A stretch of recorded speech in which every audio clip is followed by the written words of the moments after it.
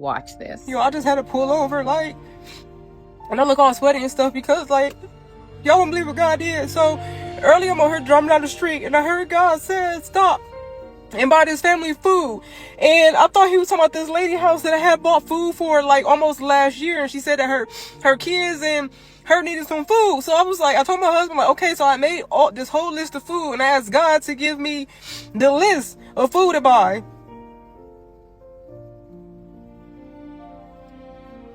I got to the lady's house, and she would not pick up.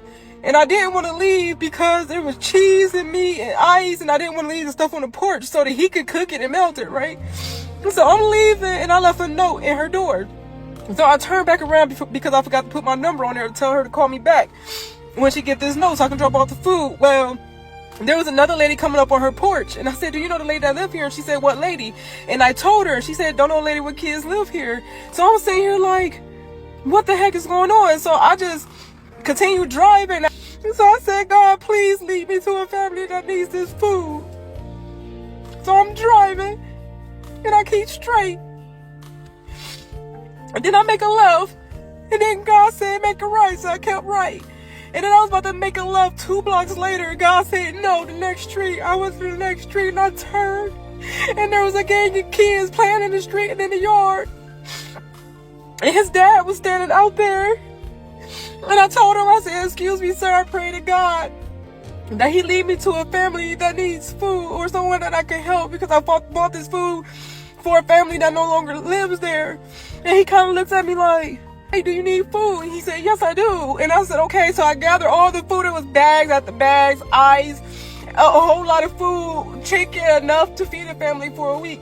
And I gave him the food, and the only thing you can hear is the joy of the kids saying, oh my God, bananas, grapes, look, Dad, pasta. Like, I can't believe God literally gave me the direction. And then the kids started coming to the car, helping me with all the food with such joy on their face. And then it got to the point when I was pulling off, the dad was telling them to take all their toys to the house so he can make them a meal. The way that God been talking to me and using me is so beautiful. And I'm sorry I'm over here tearing and bawling my eyes out.